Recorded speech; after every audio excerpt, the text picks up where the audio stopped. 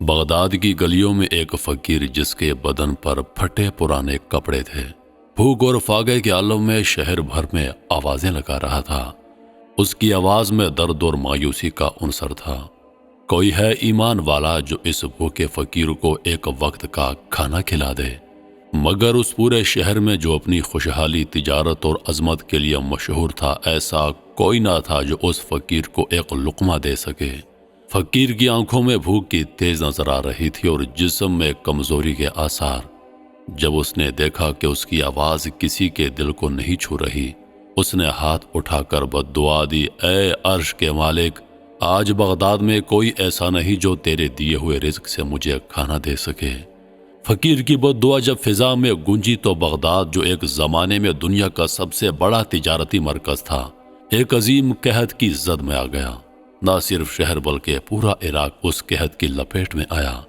دجلہ کا پانی کم ہو گیا، زمینوں پر بیج نہیں اگے اور بغداد میں خوشحالی کا ہر نشان مٹ گیا۔ لوگ ایک لقمے کے لیے ترسنے لگے اور کئی خاندانوں نے خودکشیوں کا راستہ اپنا لیا۔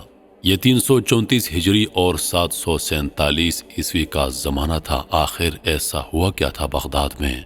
بغداد کی زراعت دجلہ کے پانی پر منحصر تھی، جو اس علاقے کی زرعی سرگرمیوں کے لیے ضروری تھا۔ لیکن 947 عیسوی میں دجلہ کا پانی غیر معمولی حد تک کم ہو گیا، جس سے زراعت کا پورا نظام متاثر ہو گیا۔ دجلہ کا پانی کم ہونے کی وجہ سے نہ صرف پانی کی فراہمی مشکل ہو گئی، بلکہ اس کے ساتھ ساتھ نہروں اور آبپاشی کے نظام کی حالت بھی بہت خراب ہو گئی۔ یہ نہ صرف کھیتوں کے لیے نقصان دہ ثابت ہوا، بلکہ اس سے زمین کی زرخیزی بھی متاثر ہوئی، جس سے فصلیں نہیں اگ سکیں۔ عراق کا معروف زرخیز میدان، جو کبھی عظیم ترین فصلوں کی پیداواری صلاحیت کا حامل تھا، اب قحط کا شکار ہو گیا۔ عباسی خلافت کا خراجی نظام اس دوران بدعنوانی اور بد انتظامی کا شکار ہو چکا تھا۔ حکومت نے کسانوں سے اتنے بھاری خراج وصول کیے کہ کسانوں کے لیے زمینوں کی دیکھ بھال اور ان پر فصلوں کی اگاہی ممکن نہ رہی۔ خراج کے بدلے میں کسانوں کو مناسب مراعات یا امداد نہیں دی گئی۔ اس سے نہ صرف کسانوں کی معیشت متاثر ہوئی، بلکہ زرعی پیداوار میں بھی کمی آئی، جو اس قحط کے مرکزی اسباب میں شامل تھی۔ اس بد انتظامی نے حکومت کے انتظامی ڈھانچے کی کمزوری کو ظاہر کیا، جس نے بحران کو مزید بڑھا دیا۔ بحران کے دوران تاجروں نے ضروری اشیاء کی ذخیرہ اندوزی شروع کر دی۔ خاص طور پر اناج جیسے آٹے کی قیمتیں آسمان کو چھونے لگیں۔ ایک بوری آٹا 4800 درہم تک پہنچ گیا، جو اس دور میں عام لوگوں کی پہنچ سے باہر تھا۔ جب عوام کو ضرورت تھی، تاجر منافع کے چکر میں رہے اور بنیادی ضروریات کی اشیاء مارکیٹ میں نہیں آئیں، جس کی وجہ سے غریب عوام مزید مشکلات کا شکار ہو گئے۔ اس ذخیرہ اندوزی نے عوام کے درمیان مایوسی اور غصہ پیدا کیا، کیونکہ ایک طرف تو قحط تھا اور دوسری طرف تاجروں کا منافع خوری کا عمل جاری تھا۔ اس قحط کے پس منظر میں موسمیاتی تبدیلیاں بھی اہم کردار ادا کر رہی تھیں۔ خشک سالی اور موسمی اتار چڑھاؤ نے زراعت پر پہلے سے موجود دباؤ کو مزید بڑھا دیا۔ عراق، جو اپنے زرخیز میدانی علاقوں کی وجہ سے مشہور تھا، اب ان قدرتی عوامل کی وجہ سے اپنی زرعی خود کفالت سے محروم ہو گیا۔ اس کے علاوہ طویل المدتی موسمی اثرات نے زرعی زمینوں کی زرخیزی کو ختم کر دیا اور کھیتی کی پیداوار کو غیر معمولی حد تک کم کر دیا۔ قحط نے سماجی سطح پر بھی سنگین اثرات مرتب کیے۔ جب لوگوں کو روٹی کا ایک لقمہ تک نصیب نہیں ہو رہا تھا، تو انہوں نے غیر اخلاقی اور مجرمانہ سرگرمیوں کی طرف رخ کیا۔ چوری، لوٹ مار اور حتیٰ کہ انسانوں کو کھانے تک کے واقعات تاریخ میں درج ہوئے۔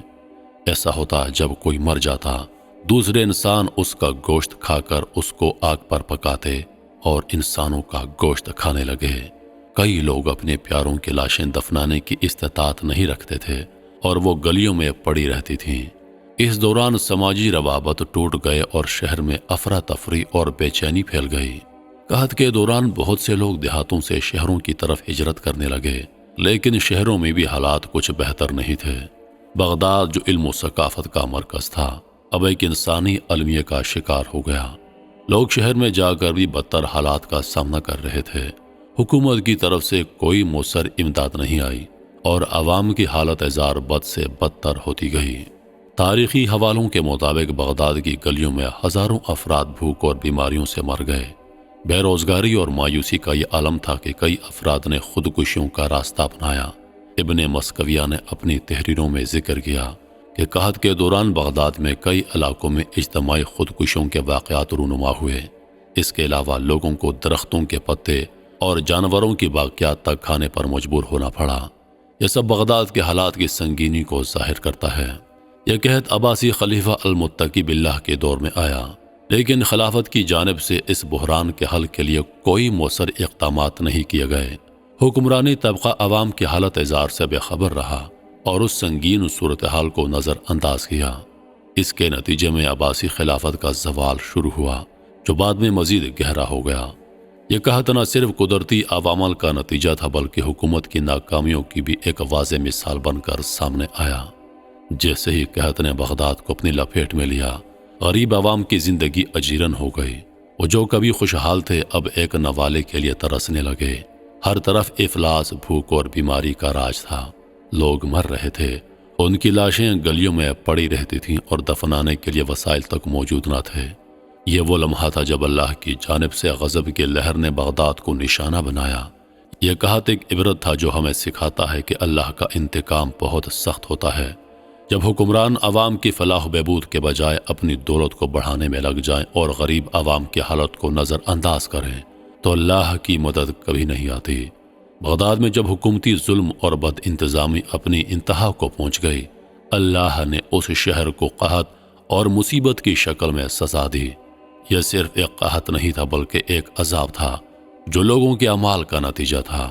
آج ہم اس وقت میں جی رہے ہیں جب دنیا بھر میں مہنگائی، بے روزگاری اور غریبوں کا استحصال اپنی انتہاؤں کو پہنچ چکا ہے۔ سرمایہ دارانہ نظام اور حکومتی بدعنوانی نے عوام کی زندگیوں کو اجیرن بنا دیا ہے۔ ہمارے معاشرے میں بھی وہی بے حسی، ظلم اور استحصال نظر آتا ہے جو بغداد کے حکمرانوں نے غریبوں کے ساتھ کیا تھا۔ آج جب ہر طرف مہنگائی کی لہر بڑھتی جا رہی ہے تو غریب عوام اپنی بنیادی ضروریات پوری کرنے کے لیے ترس رہے ہیں۔ کھانے پینے کی چیزیں مہنگی ہو چکی ہیں اور لوگوں کو علاج تک کی سہولت نہیں مل رہی۔ حکمران اور بڑی کمپنیاں اپنی دولت میں اضافہ کر رہی ہیں، لیکن عوام کی حالت بد سے بدتر ہوتی جا رہی ہے۔ یہ صورتحال ہمارے لیے ایک سنگین انتباہ ہے کہ جب تک ہم اللہ کی رضا اور انصاف کی طرف نہیں بڑھیں گے، یہ مصیبتیں کم نہیں ہوں گی۔ جیسے بغداد کے قحط نے یہ ثابت کیا کہ ظلم اور استحصال کی قیمت ہمیں بھگتنا پڑتی ہے، بالکل ویسے ہی اگر ہم نے اپنے معاشرتی اور اقتصادی نظام کو درست نہ کیا تو اللہ کا عذاب کسی بھی وقت ہم پر نازل ہو سکتا ہے۔ یہ وقت ہمارے لیے ایک سنگین سبق ہے۔ قحط اور مصیبتوں کا سامنا کرنے کے بعد بغداد میں حکومتی نظام نے عبرت حاصل نہ کی اور نہ ہی اس نے اپنی پالیسیوں میں تبدیلی کی۔